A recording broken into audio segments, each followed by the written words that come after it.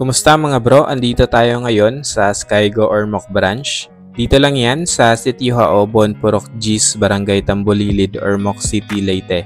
Kung gusto nyo mag-inquire, pwede kayong pumunta rito or pwede kayong tumawag sa phone number na nasa screen. Meron din silang Facebook page kung gusto nyo mag-chat lang.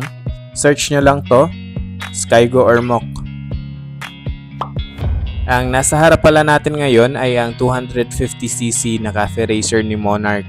Ito ang Tempest 250. Inilaunch ito noong 2023 at ngayon ay nandito na nga siya sa Skygo Ormoc Branch. Well, hindi naman ito yung unang Tempest na dumating dito. I think pangalawa na to. Hindi natin naabutan yung una kasi nakuha agad. Pero ngayon, sinuwerte tayo at naabutan natin to. So tara, ikutan na natin siya. So simulan natin dito sa round headlight niya. Ayan, meron pa siyang plastic. Natatanggal naman yan. Yung stock na ilaw niya is LED na. Then ganun din sa signal lights, LED na rin to. Dito pa lang gusto ko na siya kasi classic bike siya pero modern na yung features niya. Gusto ko rin tong part na to ng headlight. Di ko nga lang alam kung anong tawag sa cover na yan. Pero naaalala ko dyan yung 2017 Ducati Monster 797. Sa hindi pamilyar sa motor na yon, ipa-flash ko siya sa screen. Naka-upside down fork na rin yung harap ni Tempest. So check, maganda yung play nito. And bumagay din yung kulay sa body color niya. At pati na rin yung laki ng fork sa body ng motor. Parang big bike talaga yung dating niya. Dito sa baba, silver naman yung kulay niya. At napaka-solid niya hawakan mga bro. Ito yung disc para sa brake niya. And then naka-dual pot piston caliper siya. Ito naman yung bracket na humahawak sa fender niya. Connected yan sa fork. Sa fender naman, hindi yan plastic.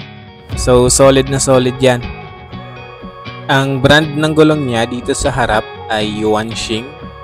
At ang tire size naman niya ay 100 by 80 R17.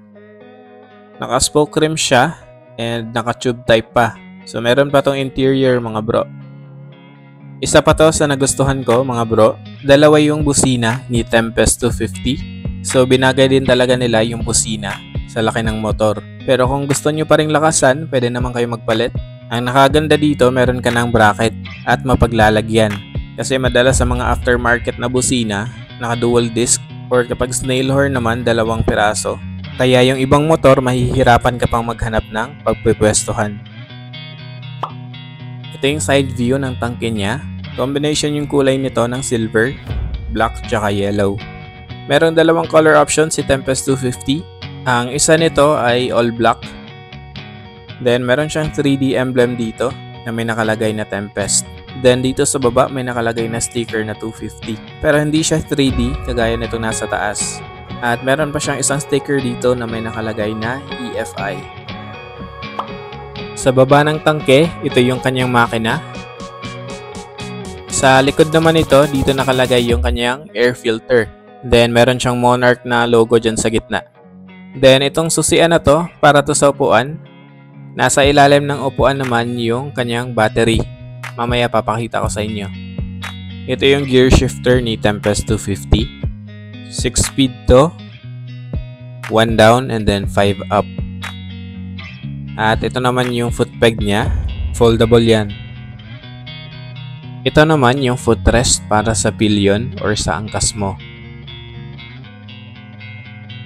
Tapos dito, side stand lang pala yung meron si Tempest 250. So wala siyang center stand. Kaya kailangan nyo magdoble ingat lalo na kapag hindi solid yung pagpaparkingan nyo. Dito naman banda, ito yung swing arm niya. Tapos yung chain at sprocket. Tapos dito sa taas meron siyang chain guard. May nakakonect din na mudguard dito sa chain guard niya. Sa suspension naman niya dito sa likod, naka-center monoshock siya. Yuanxing pa rin yung brand ng gulong niya dito sa likod. Same lang sa harap. Ang sukat naman nito ay 130 by 70 R17. Tube type pa rin mga bro. Naka-disc brake na rin siya dito sa likod. Pero unlike sa harap, Naka-single pot piston caliper lang siya dito. Nagustuhan ko rin tong hub niya kasi kakulay niya yung tangke ng motor. Naka-spoke rims din siya dito sa likod and silver yung kulay niya. Dun sa black na color option, black din yung kulay ng spoke rims nun. Dito naman tayo. So ito yung tambucho niya, ito yung muffler tip. Malaki din yung design ng tambucho niya. So talagang big bike na big bike yung dating. Ito siya, side view. At ito, di ko alam kung heat guard to. Pero parang di naman, design lang ata to. Correct nyo na lang ako sa comment section kung mali ako. And then ito yung footrest para sa angkas niya, dito sa right side. Nasa taas naman yung brake fluid reservoir. Ito yung foot peg niya dito sa kabila. At yung brake pedal. Meron siyang tatak dito ng Monarch, naka-engrave yan. At dito sa baba, sa elbow niya, meron siyang resonator. Pag-usapan naman natin tong likod niya. Ito yung taillight, covered pa yan ng plastic. LED na yan mga bro. Pati itong signal lights niya, LED na rin to. Then meron siyang reflector dito sa part na to. At sa taas niyan, meron siyang plate number light. Pati yan, LED na rin. At ito yung humahawak sa plate number niya. Medyo maiksi nga lang yung fender niya dito sa likod, pero okay lang kasi bumagay din naman sa motor. Balikan natin tong tangke niya.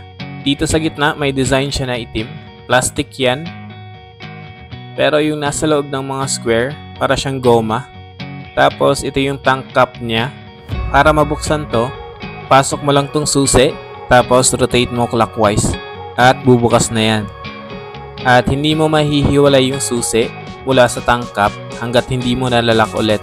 May katigasan nga lang siya sa pagsara. So para malak mo yan ulit, ipupush mo lang siya pababa. Sa case ko, kailangan kong gumamit ng dalawang kamay.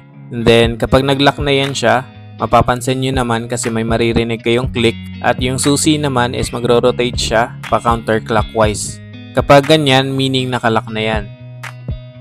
Sa upuan naman, malambot siya, komportable. At di mo na kailangang magbawas dito sa driver seat kasi mababa na siya. 5'6" yung height ko and lapat na lapat yung dalawang paa ko. Pagdating naman sa design, di mo na rin kailangang magpagawa or magpalit ng seat cover kasi okay na yung design niya, pang classic na, talagang binagay na nila sa motor. Nandito sa baba yung susian niya para mabuksan yung upuan. So eto siya. Then dito mo ilalagay yung battery mo. At maliban doon, wala ka nang pwedeng malagay dito. Siguro pwede mo isingit dito yung ORCR mo. Pero kung may iba ka namang paglalagyan, mas okay doon na lang. Dito na tayo sa manibela ni Tempest 250. Cafe racer siya, kaya medyo sub-sub yung riding position mo dito. Ito yung hand grip niya. Classic na yung design, kaya hindi mo na kailangan magpalit. Then ito yung bar end. Ito naman yung clutch lever. Sa switches naman, ito yung para sa high and low beam.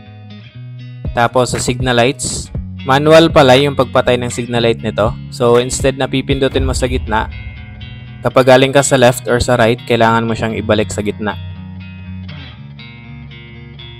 At sa baba niyan, yung busina niya. Ito yung slot para sa side mirror. May built-in USB charging port na rin siya. Pwede ka nang mag-charge kahit nasa biyahe ka. Dito sa kanan, ito yung hand grip, bar end, tapos yung lever para sa front brake. May built-in hazard na rin to. Ito yung switch niya.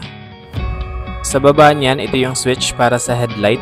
Dalawa lang yung option, on tsaka off lang, kasi wala tong DRL. At sa pinakababa, ito yung push start. Nandito yung slot para sa side mirror. At nasa tabi niyan ang brake fluid reservoir para sa front brake. Ito yung susian niya mga bro. And again, ito yung susi, yung pinakita ko kanina. Hindi pa yan na-on kasi di pa naman activated ng unit. Wala pang battery nakalagay dito.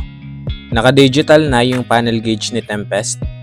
And then meron kang isang button dito sa gilid. Sa presyo naman, ang SRP ni Tempest 250 ay 135,000. Ang cash naman ay 131,000. Ang down payment naman ay 3,000. Sa 36 months, ang babayaran nyo buwan-buwan ay 6,547. Sa 24 months, 8,486.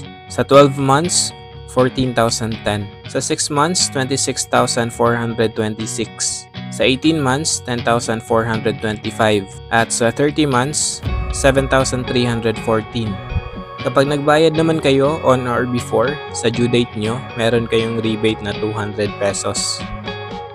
At sa freebies naman, meron siyang kasamang isang helmet, isang sweatshirt, tools, at 3 years LTO registration. At doon nagtatapos ang ating walk around review dito sa Monarch Tempest 250. Comment na lang kayo sa baba mga bro kung anong masasabi nyo sa motor na to. At like and share na rin kung nagustuhan nyo tong review na to. And kung gusto nyo pang mapanood yung ibang mga motor ni Monarch, pwede kayong bumisita sa channel natin. Or pwedeng i-click nyo na lang agad yung thumbnail na lalabas sa screen. So yun mga bro, maraming salamat sa mga tumapos ng video na to. At sa susunod ulit.